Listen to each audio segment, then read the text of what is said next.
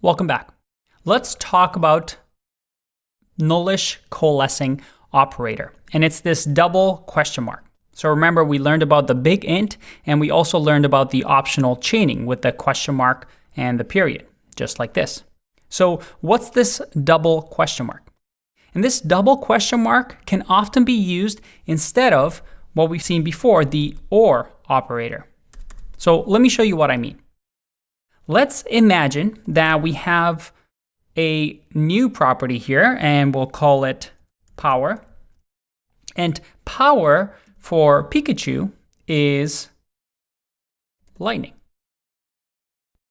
Now, if I wanted to get the power of my Pokemon, then I can simply do this and grab the power or the property power lightning.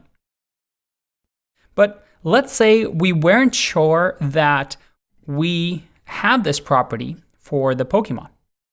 So we can't really do question mark period because, well, that doesn't really make sense. Remember, the optional chaining operator works on objects and checking their properties, but power is the end of the chain. We can't really do anything. So most of the time what we would do is do an OR operator. So if, let's say, Pikachu doesn't have a power, we can just say no power.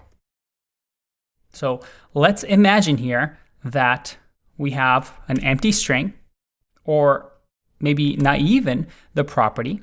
And if I copy this over and run this, I get no power.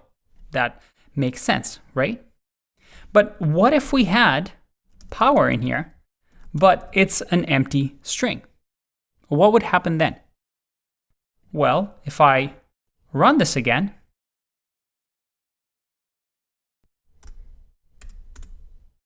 I get no power again. And that is because this OR operator works by checking if this is truthy. If it's not truthy, then it resorts to no power. That's how JavaScript works. So this empty string evaluates as false, and I get no power. What if the power was false?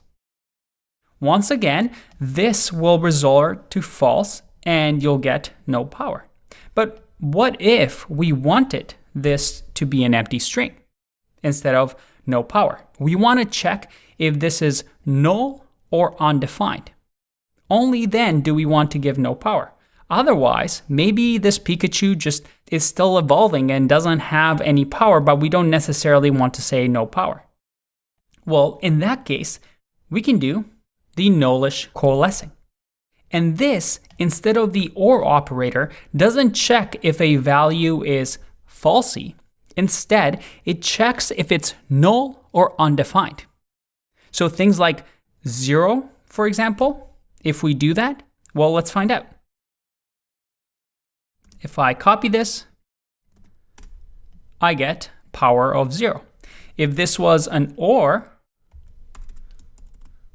in that case, the result would be different. The result would be no power, even though we actually have a value. So again, nullish coalescing is really useful for those occasions that you might use the OR operator. Pretty cool.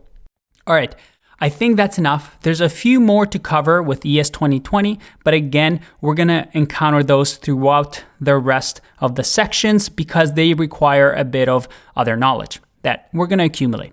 So let's take a break and I'll see you in the next one.